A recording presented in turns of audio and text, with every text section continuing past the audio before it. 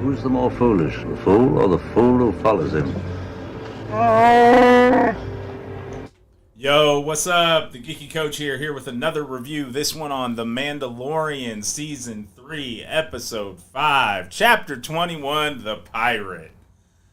Another good episode in Season 3. Another Season 3 episode that has no hint of being Adventure of the Week. No hint of, doing something that doesn't connect to the main plot line. And another episode that drives the overall story and canon between Return of the Jedi and the Return of the First Order along. And we get a ton of great information once again in this episode. And yes, there are elements here and there that feel a little Adventure of the Week, but almost every storyline in The Mandalorian Season 3 is furthered in this episode. And we get the return of, who is becoming one of my favorite recurring characters, Captain Tarva. I'm going to have to look that up. But Captain Tava, basically the New Republic beat cop, who has shown up in a bunch of different... Tiva, that's what it is. Carson Tiva shows back up again here in this week's episode. So the episode starts off with Navarro under attack. Really, we have Greef Karga kind of like in a city council meeting, for lack of a better term. And the pirates that Mando encountered on the way out in episode 1 show back up. And they basically say, you're independent and you've got no one to protect you. And they launch a full-scale assault on Navarro. And so Greef Karga, looking for help wherever he can find it, reaches out to Captain Tiva in the New Republic fleet, his X-Wing unit.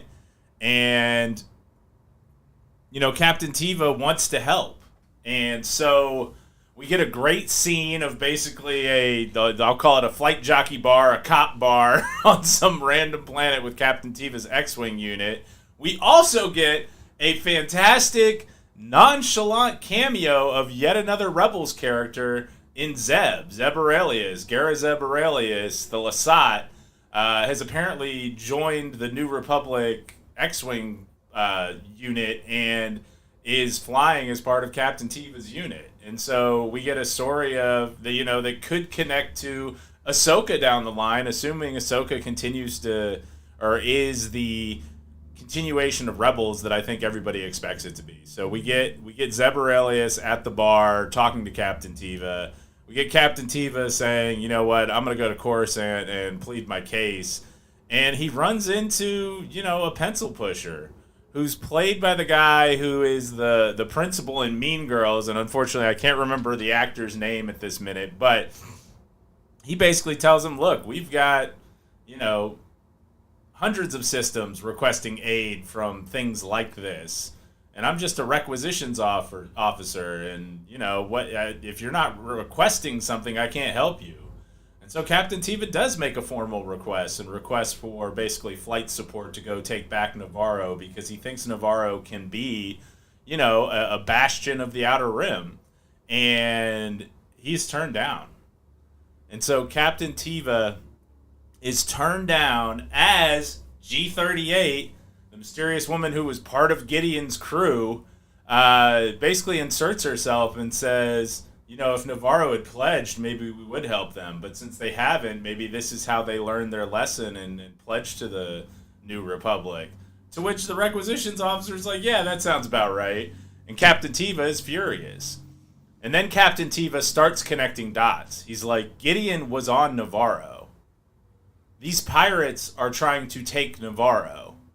There must be something on Navarro, or this is Gideon come back.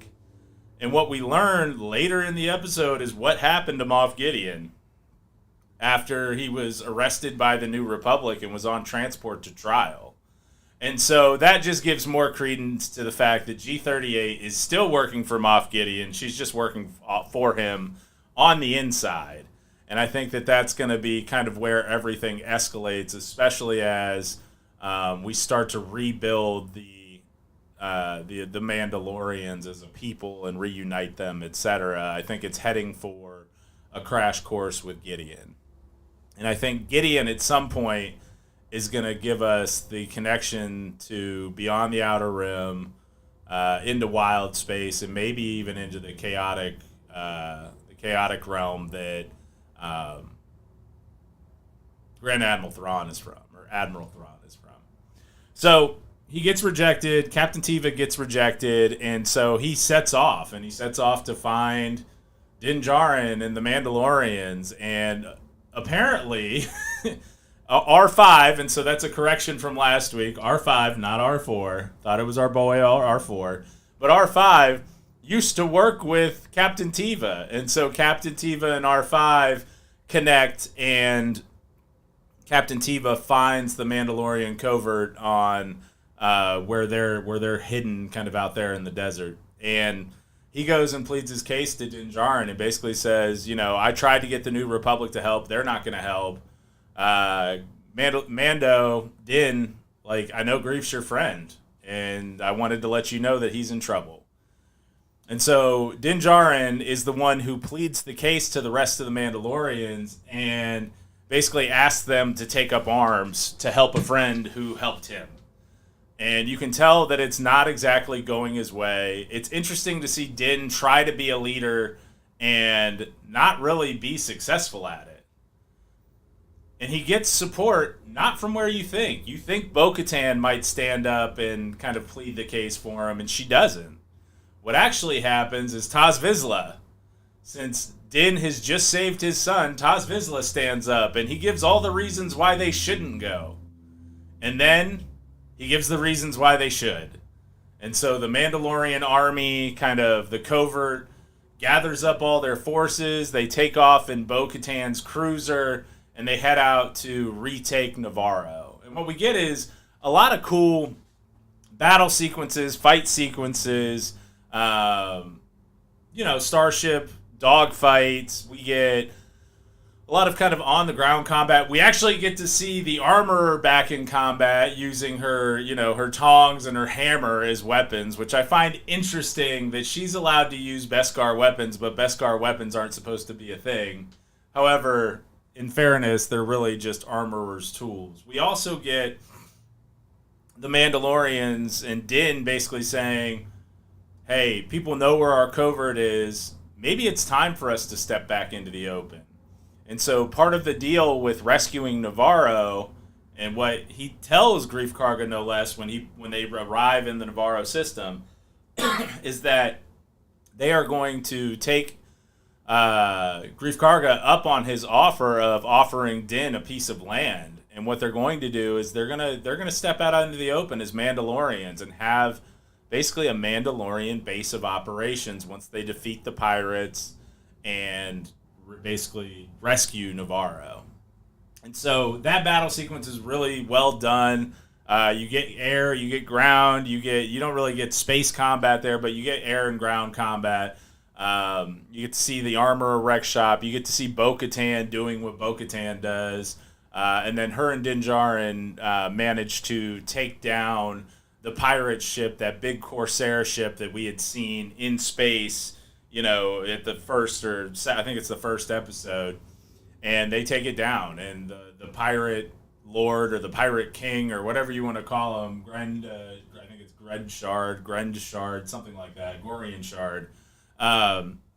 They eliminate that threat.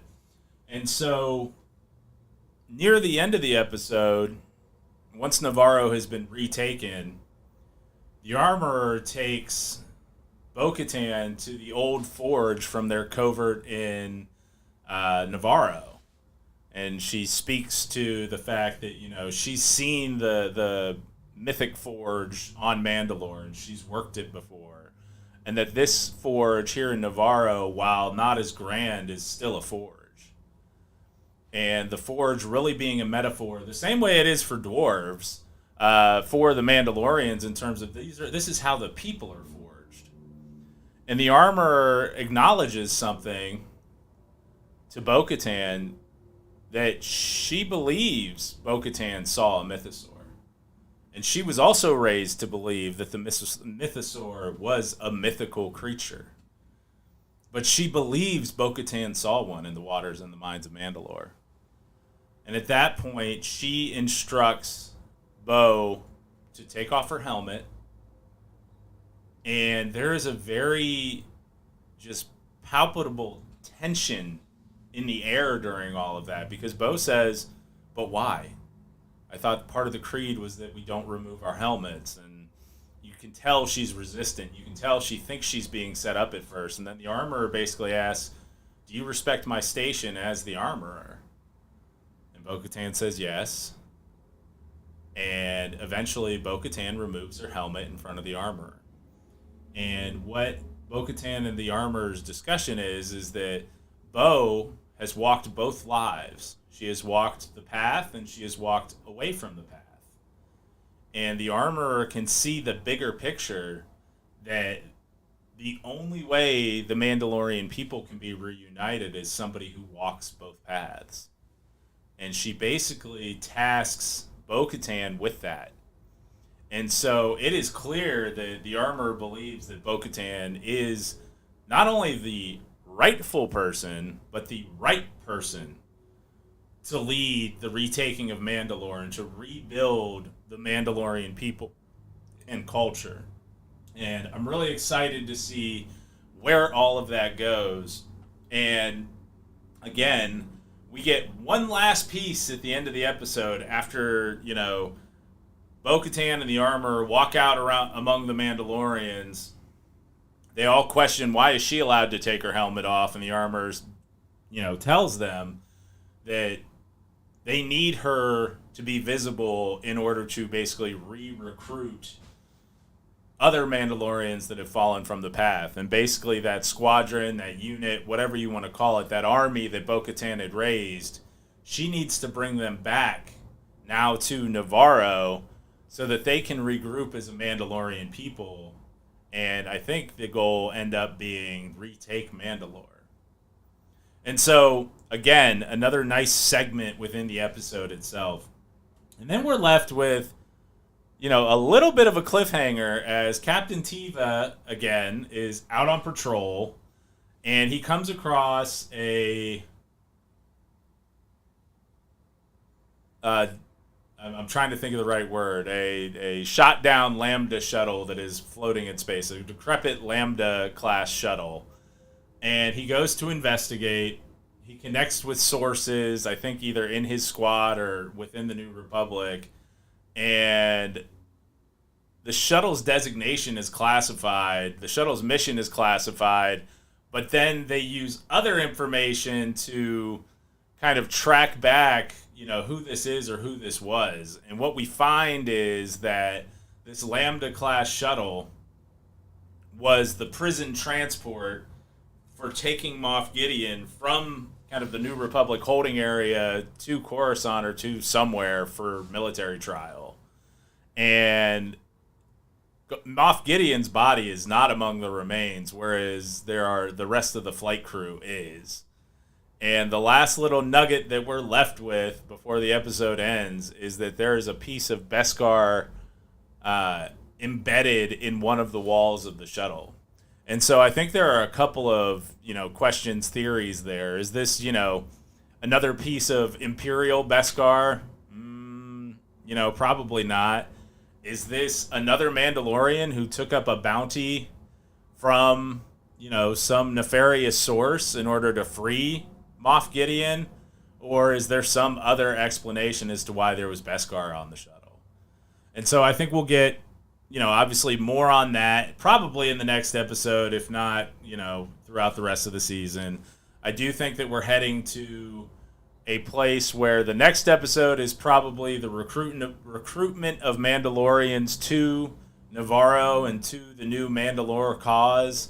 And then I think we're heading towards probably a final battle with Moff Gideon and Moff Gideon's forces that we saw, from the TIE Interceptors, I think in episode 2 or whatever it was, to be really kind of the big battle finish in this season.